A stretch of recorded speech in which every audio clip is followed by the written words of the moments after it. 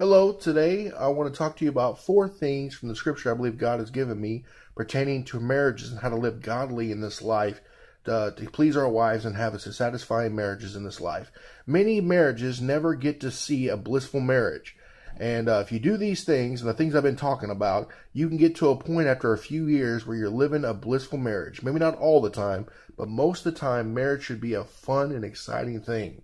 All right, so I'm going to go over a few scriptures from the last episodes. First of all, as always, if we need wisdom and we ask, believing and not doubting, God will give us that wisdom. So I've asked for wisdom, and I believe God's given me a few things to talk about this week. That's the authority about what I'm saying to you today. A couple things. Ephesians 5:1-2 says, be imitators of God.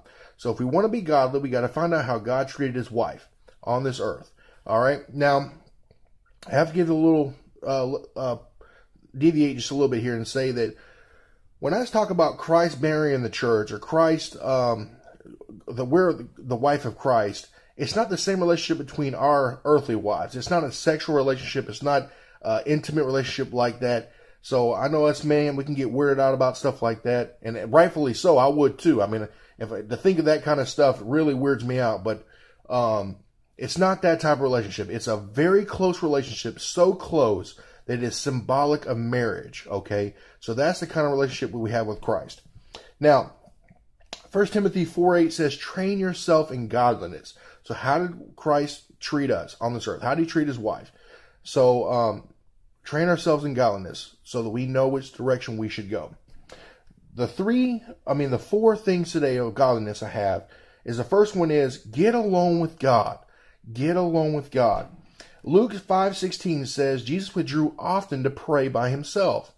And I've heard some men talk about that they have a cabin up in the mountains. They go there on the weekends, a weekend sometimes. They take a Bible and water, and that is it. They get alone with God. Not all of us can do that. I don't have a house in the mountains. I live in Florida. We live in swamp and jungle. You know, I don't have that kind of stuff. The bugs in that place would probably be horrible without no electricity or nothing. So get along with God. Withdraw yourself and pray to the Lord at least once a day. Sometimes you can do it multiple times a day, but it's very important, especially if you're in ministry, especially. All right. Second thing is be fearless. Christ was fearless. Once he was in a boat with a raging storm and he's in the back asleep, the apostles think they're going to die. He was fearless. He stood up against the leaders of his day who were evil, who were satanic leaders, and he stood up against them with boldness and fearlessness. He would tell them anything God wanted him to say, and he would not deviate no matter what.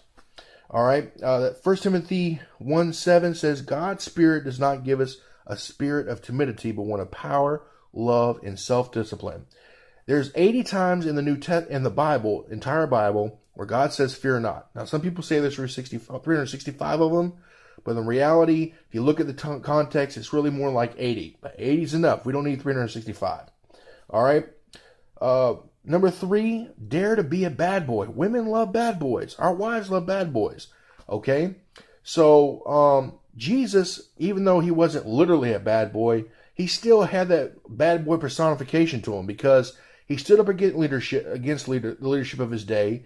He was kind of, he didn't go with the status quo. He didn't come pat the leaders on their back and tell them they're doing a good job. No, he stood up for the truth no matter what. No matter what, they liked him, persecuted him, and eventually they killed him. But no matter what, Jesus had principles.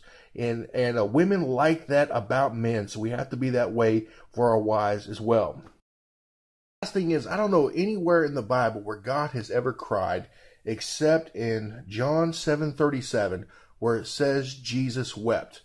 And so sometimes women, they'll make us think they want us to cry, be emotional, and things like that. But if we're going to be godly, we're going to have to trust Christ and believe that the correct thing to do, what women really want, is a man that's not a crier. You know, Jesus cried when his friend died. Okay, and there's no other evidence in the Bible that God ever cried.